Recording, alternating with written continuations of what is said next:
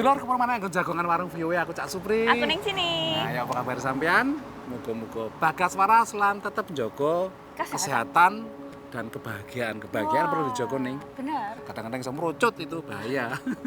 Nanti datang malapetaka. Urip iku lak mundak-mudun ya, Cak ya. Nek bahagia terus nggak mungkin guyu-guyu terus. Itu manusia itu kalau nggak kadang-kadang yang Mbak perlu kesedihan, patah hati. Supaya merasakan artinya kebahagiaan itu apa? Biar otentik juga kehidupan itu ning. Lek mung bahagia terus kayak mengawang nek mega kayak gelembung urip ini. Nah, dulur, kali ini kita jalan-jalan di daerah Washington DC dan memang Washington DC itu salah satu yang disebut dengan Sanctuary City ya, Cak ya. Jadi kutha sing melindungi para imigran. Baik untuk imigran terutama imigran sing gelap nek kene ning ya. Dan itu beberapa kota tidak hanya di Washington DC, New York juga termasuk nih ya. Biasanya kota-kota yang lebih liberal ya, Cak ya. Dan memang di Amerika Serikat itu ada kota yang rondok liberal dan konservatif. Mungkin konservatif mereka juga sebenarnya baik sama orang lain, cuma policy atau kebijakannya terhadap migran itu agak beda ya, Cak. Nah, mereka kan lebih cenderung secara kemanusiaan mereka kasihan mungkin sama pendatang dan mereka melihat bahwa itu perlu juga untuk tenaga kerja. Cuman kan tetap aja mereka kan jargonnya kan rule of law nih. Ya. Mereka apapun kan melanggar hukum katanya ya. Meskipun dalam kenyataannya emang kesini juga membantu perekonomian Amerika juga. Nah, ngomong-ngomong soal migran dan juga orang-orang yang datang ke Amerika Serikat, ini salah satu daerah yang paling sering didatangi, dimasuki sama orang-orang itu adalah di daerah Texas. Texas, karena perbatasan langsung dengan Meksiko. Dan di sini aja nih Texas itu wilayah Meksiko juga. Lihat perangan kemudian dicaplok karo Amerika. Nah, ngomong-ngomong soal daerah perbatasan itu, tentunya juga tingkat kematiannya lumayan tinggi ya, Cak ya. Karena mereka sing masuk itu Texas itu sumuk minta panas, ampun. Apa namanya pas zaman wingi ana heat wave gitu, jenenge gelombang panas ning ya. Gak karu-karuan iku sumuke. Sampeyan lho metu bek ngono langsung bek. Sampai wingi rono muter-muter ya. Nah, di daerah Texas ini kalau misalnya mereka nggak mau masuk secara legal atau secara mematuhi hukum lewat border atau perbatasan, mereka bisa masuk lewat peternakan dan pertaniannya wong-wong sekitar sana. Katanya barangkali barang ning, makanya diutuhi di WA apa kontroversial karo gubernur kan dipasang kayak kawat Lampung semedeni iki lho.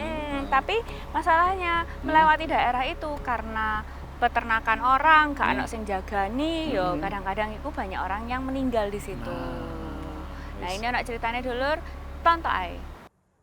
Menghadapi peningkatan jumlah migran yang masuk, pemerintah Texas memasang pelampung pembatas sepanjang Rio Grande. Namun 130 km di utara sungai ini, Texas hadapi krisis migran yang berbeda.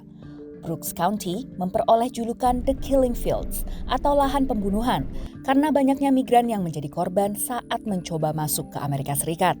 Last year we found a total of about 5 bodies or remains. Some were recent, some had been there for a while. Melalui Brooks County, pengungsi melewati peternakan swasta yang tak dijaga patroli perbatasan. We have found last year the same thing. We found probably half a dozen people just wandering around that were really close to death already. Migran yang ditemukan selamat diserahkan ke patroli perbatasan. Migran yang meninggal di Brooks County adalah yang terbanyak di seluruh Amerika, menurut sheriff lokal. Bahkan disebut sebagai lembah kematian bagi migran. I have a morgue that I handle. Brooks County has its own morgue, and through Border Patrol and some of the officers, they got trained to kind of hydrate the fingerprints. And once we identify these people, then we filter to the consulate. They'll identify the family members. Mayat yang tak diklaim dikirim ke Texas State University. Data perbatasan resmi AS menunjukkan peningkatan jumlah jenazah yang ditemukan. Advokat migran yakin ada lebih banyak lagi migran yang hilang atau meninggal dan mencari mereka bukanlah hal yang mudah. Unless we have GPS coordinates and we're able to transfer those to Border Patrol or to, searchers. Selain Texas, migran juga mengambil jalur lain yang tak kalah berbahaya di California, di mana penyelundupan manusia dilakukan lewat pegunungan di Lembah Imperial dan San Diego. Dari El Paso, Texas, Virginia Gunawan dan tim VOA. Anak sing tetanggane negara maju ning, ya mesti akan mlebu wis nek dinggo nek benua ngendi wae wis. Nek planet liyane wis iso ngono ning. Aja negara, nek tanggane luwih sugih. Iya. Kota lebih maju pasti pindah ke sana. Pindah ke sana itu sudah naluriah manusia, tapi kan sekarang memang ada aturan-aturan perbatasan negara dan sebagainya yang memang ya itu Iya, piye neh? Iya, nah dulur, nah habis gini kita punya cerita lain soal migran di Amerika tapi sakwise sing Siji iki.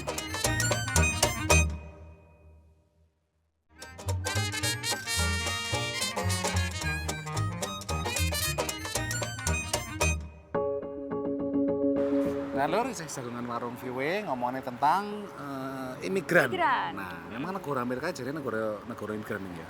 memang dari dasarnya ya, memang suku aslinya di Amerika ya suku Indian itu ya Cak ya. Tapi selain daripada itu, sisanya populasi yang meledak dan wakeh itu memang pendatang semua yang mencari kesempatan lebih baik. Benar, karena emang negara ini emang juga kayak seperti ini, emang ya berkat imigran yang datang ke sini nih ya. Meskipun yo sejarah Amerika yo ora cok dipikir gampang kabeh diterima ning. Wis tau ono sing wong Cina ora oleh mlebu kene tahu, wong Ya, Asia ora oleh dibatasi yo tahu. Ada peraturan-peraturan dan juga kebijakan-kebijakan yang mungkin dulu tuh sekarang kalau dilihat itu kayak rasis Rasis ya? Tapi ya itu masa lalu, usahanya sekarang seperti apa supaya diperbaiki ya Cak ya. Benar. Nah ini ngomong-ngomong soal orang-orang yang datang ke Amerika. Mulai dari Asia dan Eropa dulu pasti banyak, makanya di sini makanya di sini banyak orang yang ngeliat kayak oh orang putih itu pasti orang Amerika gitu. Tapi padahal di Amerika itu banyak juga yang disebut dengan melting pot itu ya Cak ya, berbagai suku dan ras gitu. Nah sekarang belakangan itu yang migran yang bermigrasi dari selatan Amerika itu bermacam-macam Cak. Tidak hanya orang dari Amerika Latin tok. Lho, saka ndi to ning? Ono sing dari Cina ada, dari Turki. Ngliwati kono kuwi. Ya, karena kadang-kadang biasanya mereka tuh tidak diperbolehkan masuk sama negaranya misalnya. Atau misalnya ada konflik di negaranya yang bikin mereka tuh nggak bisa masuk ke Amerika langsung. Jadi mereka tuh melewati negara lain dulu. Nah ini salah satunya sing jarene aku nonton TV kuning.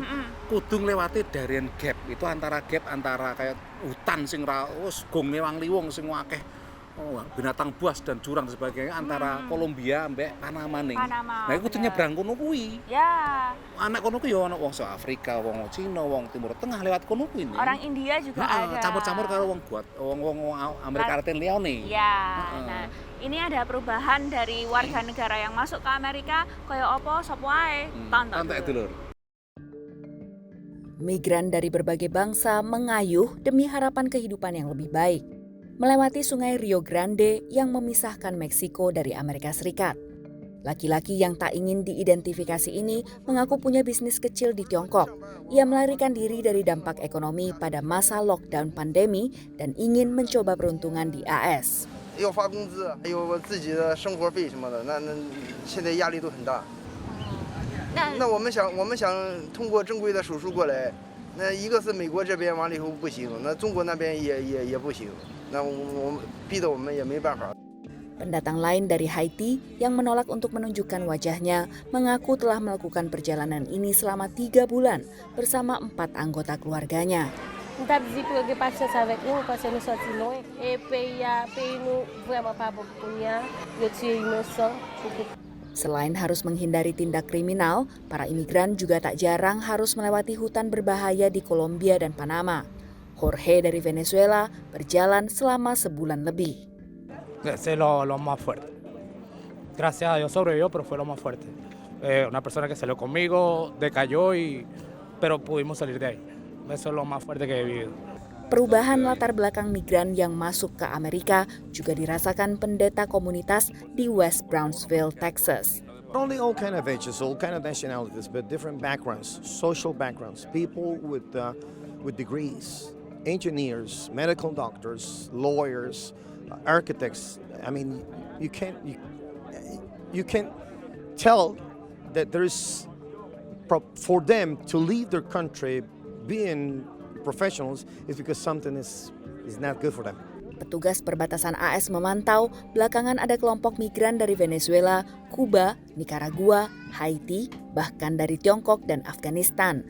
Beberapa juga datang dari India, Romania, Rusia, dan Turki. Sebelumnya kebanyakan migran berasal dari Guatemala, El Salvador, dan Honduras. Dari El Paso, Texas, Virginia Gunawan dan tim VOA.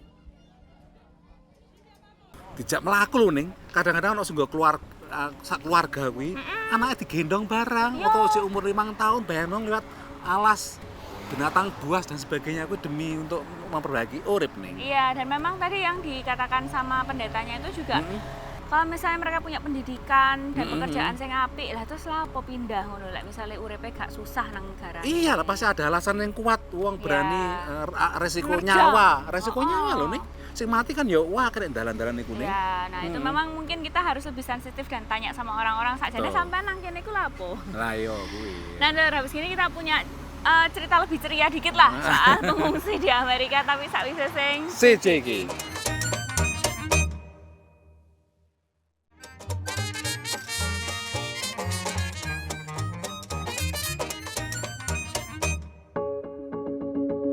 Nah, dulur masih di Jagungan Warung VOA dan kita masih ngobrolin soal migran di Amerika Serikat atau pengungsi ya, Cak ya. Pengungsi karena emang Amerika termasuk negara tujuan pengungsi utama saliyane Eropa nih ya.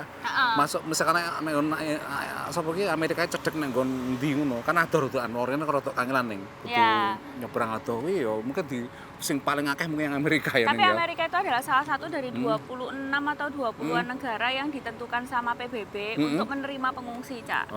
Jadi itu memang salah satu apa ya kayak ya diharuskan soalnya jatah kota ngono ya. Soalnya negaranya sogeh dan juga kadang-kadang juga yang berkontribusi terhadap perang kan ya, Cak ya. Iya, dan siapa itu juga meraup atau bukan menjarah istilahnya ya. Banyak perusahaan-perusahaan Amerika kuning kan yo nek ngono-ngono ya ning jika kekayaane digono nang Amerika jadi punya kewajiban moral menurut aku negara sugih kayak Amerika ku ya Eropa juga sing ya kudu punya anu lah memberikan timbal balik ning ya termasuk nerima pengungsi kuwi biar fair lah ya. Nah ngomong-ngomong soal pengungsi itu kadang-kadang mereka memang ada yang lewat jalur darat tapi nggak sedikit juga yang lewat jalur laut ya, Cak ya. Laut nah dari jalur laut ini biasanya ya pasti mereka tuh naik kapal biasanya gelap. Kalau misalnya yang gelap mereka memang nggak punya pelampung, tapi kalau misalnya yang kadang-kadang tetap dikasih. Kalau sampai ngerti kasus sing nang Eropa ning, sing pengungsi Suriah itu sampai pelampungnya kuning, itu berton-ton di nang pinggir pantai ku mergo kan begitu mudun saka pesawat dilepas tinggal melayu atau ndang mlaku ning. Masuk digawa maneh ya. Malah kabotan terus malah kepanasan juga mungkin. Ya, nah ini dari hasil limbah pelampung-pelampung itu ada orang yang ngapain, Cak? Ya itu diubah jadi klambi fashion ning.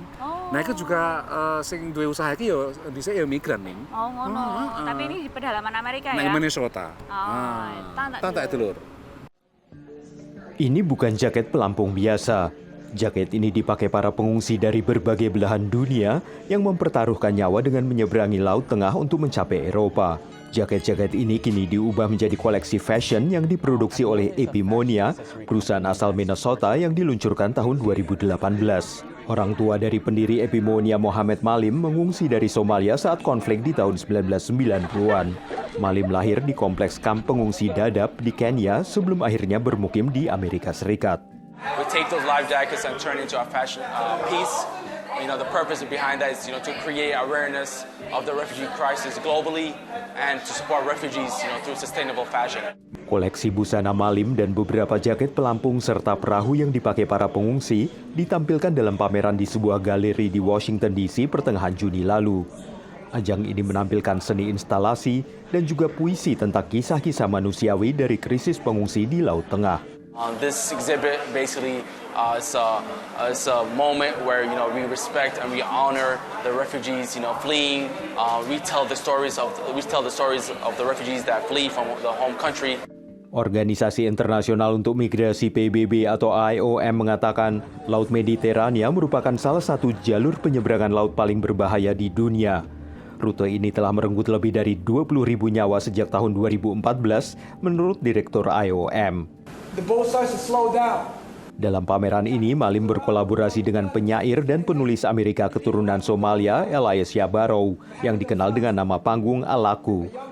Menurutnya, tujuan acara ini adalah mendekatkan orang pada kisah-kisah pribadi. The new story of this type of journey is always just numbers. It's 9 people off the coast of this and 12 people off the coast of that, and you don't really understand who these people are or why they're driven to leave a country they call home. And so we really wanted to just, make this very tangible. Malim mengatakan ia berharap karya-karya fashionnya ini bisa mengungkapkan kisah perjalanan para pengungsi yang memakainya. Dari Arlington, Virginia, saya Helmi Yohanes dan tim VOA. Juga mengabadikan itu nih ya, kayak monumen bagi para pengungsi loh. Bila misalkan nganggo gini saka kono bahane aku mesti tahu nganggo mungkin lek sing tuku ditukar tapi pengungsi. Tapi apa malah kepikiran ya kok lek nonton pelampung ngono aduh mati aku. Ya mungkin ada sebagian terutama sih mungkin meh tahu kelep atau kapale guling nek tengah laut. Karena kesini harus mati akeh ning gara-gara kuning. Kadang-kadang trauma kuning, sampean putus cinta atau trauma liyane kuning. Nek sampean dikonfrontasi karo kenyataan-kenyataan sing dhisik kuwi, mari. Oh ngono. Aja di-repress coy tekan. Jadi harus dilawan, dikonfrontasi wae iki lho ora apa-apa aku. Sangar sampean koyo suhu. Kayak psikolog kayak padahal lakoni dhewe nangis gitu gendeng. Nah, dulu habis gini kita mau belajar bahasa Inggris lan untuk jaket neko-neko tapi sakwise sing siji iki.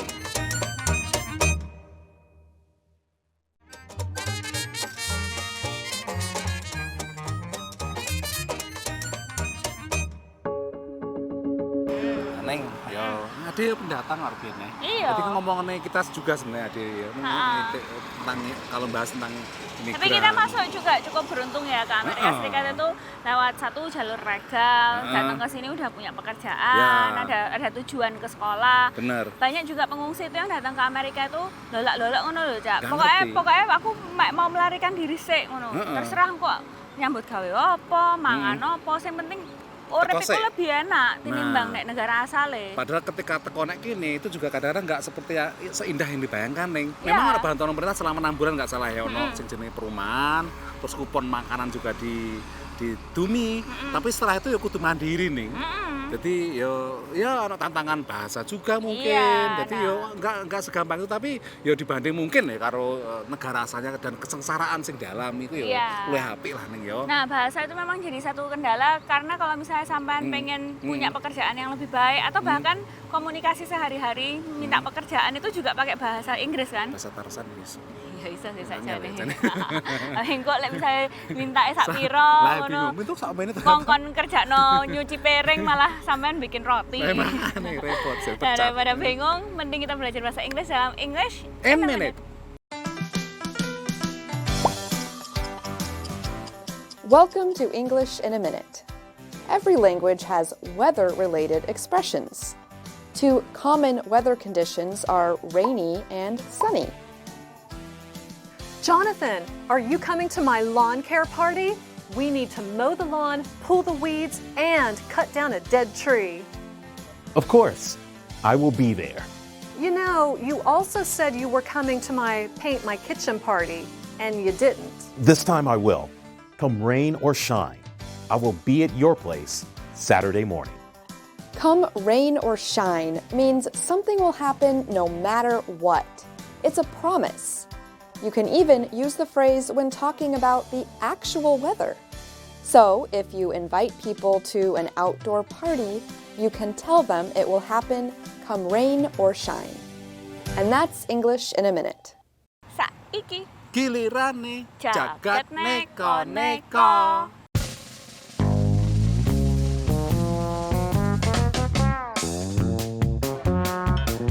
Lek nang Indonesia kapan kae geger mergo ono wong kawin ambek wedhus.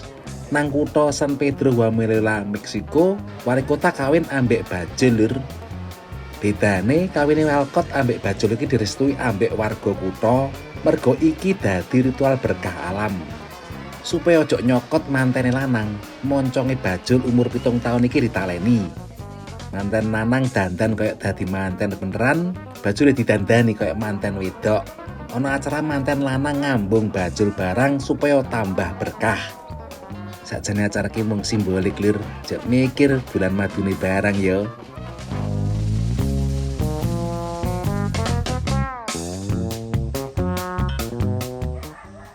Mergo tandurane tebu dirusak barek gerombolan munyuk lan lapor pemerintah lokal ora ditanggepi serius. Jumlah petani nang negara bagian Uttar Pradesh, India, urunan tuku kostum beruang nggo ngeden-ngedeni munyuk. Saben dina warga digilir ngubengi ladang tebu nganggo kostum beruang.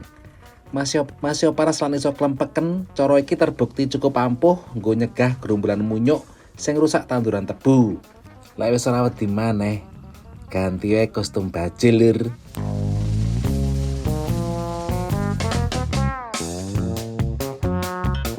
skuter asu jenis Chinese Crescent sing umure 7 tahun iki ditetapno sebagai juara pertama kontes asu paling elek nang California kapan kai. Saliyane rupane elek, sikile skuter sing mburi ya bengkong. Lan pas lair meh wae disuntik mati. Mas yo elek sing duwe nganggep skuter ayu lan dadi kanca akrab. Lomba asu rupa elek iki tujuannya supaya tetep menyayangi asu masih rupane elek. Sing penting atine apik ya Lur, rupa nomor loro. Tenan ta? Nah, Lur.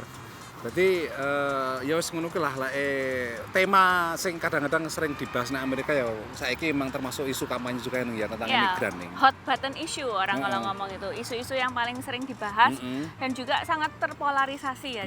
Karena memang runtutannya wakeh. Misalnya sampean ngomong imigran tok, ya boleh masuk misalnya.